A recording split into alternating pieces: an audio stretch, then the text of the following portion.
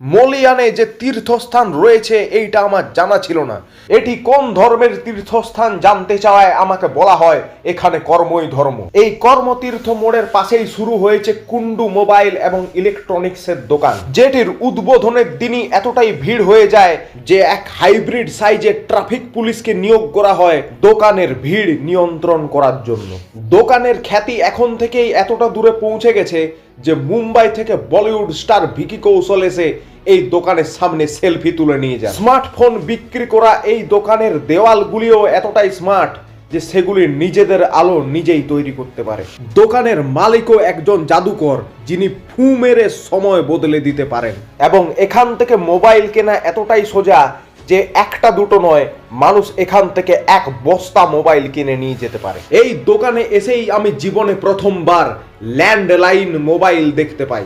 মোবাইলটির light বন্ধ হচ্ছিল না দেখে আমি কর্মচারীকে জিজ্ঞেস করি এটা কি হ্যাং মারছে। কর্মচারী আমাকে জানায় এটি কোনো অরিজিনাল মোবাইল নয়, এটি একটি ডেমো। সুন্দর জিনিসের উপরে অত্যাচার সেই মুঘল আমল থেকেই চলে আসছে। সম্রাট আকবর যেমন আনারকলিকে দেওয়ালে গেঁথে দিয়েছিলেন, সেই একই রকম ভাবে সুন্দর সুন্দর মোবাইলগুলিকে দেওয়ালে গেঁথে দোকানের মালিক এই মোবাইলগুলিকে টর্চার করছিলেন।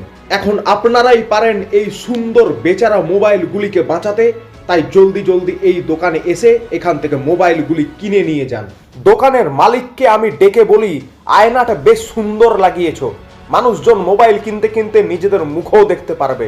মালিক আমাকে জানায় ওটাতে শুধু মুখ নয়, ওটাতে cricket match, football match, serial, cinema, খবর সবই দেখতে পাওয়া যাবে, কারণ ওটা কোনো আয়না নয়, ওটা একটা স্মার্ট টিভি। আমি আগে জানতাম শুধুমাত্র মোবাইল বা ট্যাবেই ওয়ালপেপার লাগানো যায়, কিন্তু এখানে এসে জানলাম ফ্রিজেও ওয়ালপেপার লাগানো সম্ভব। একটা স্মার্ট ওয়াচে লেখা ছিল 7+1। আমি বললাম ডিরেক্ট 8 লিখে দিলেই তো হয়, এত নাটক করার কি আছে। আমাকে জানানো হয় ওই স্মার্ট ওয়াচটার বডিতে 7টা আলাদা আলাদা স্ট্র্যাপ লাগানো যায় বলে ওটাতে 7+1 লেখা আছে। একটি মোবাইলে লেখা ছিল অল ডে গেমিং। আমি জিজ্ঞেস করি কেন নাইটে কি গেম খেলা যায় না। আমাকে জানানো হয় অল ডে বলতে পুরো 24 ঘন্টার কথাই বলা হয়েছে, কিন্তু 24 ঘন্টা গেম খেলে কেউ যদি পরীক্ষায় ফেল করে এবং তারপর মা বাবা ও শিক্ষকের কাছে উত্তম মধ্যম পায়, তাহলে দোকান বা দোকানের মালিক তার জন্য দায়ী থাকবে না। একটি মোবাইলের প্যাকেটের উপরে লেখা ছিল নাথিং। আমি বলি যদি ভেতরে কিছুই নেই তাহলে শোকেসে সাজিয়ে রাখার কি দরকার। আমাকে জানানো হয় নাথিং একটি ব্র্যান্ডের নাম, এবং নাম নাথিং হলেও এই ফোনে রয়েছে এভরিথিং।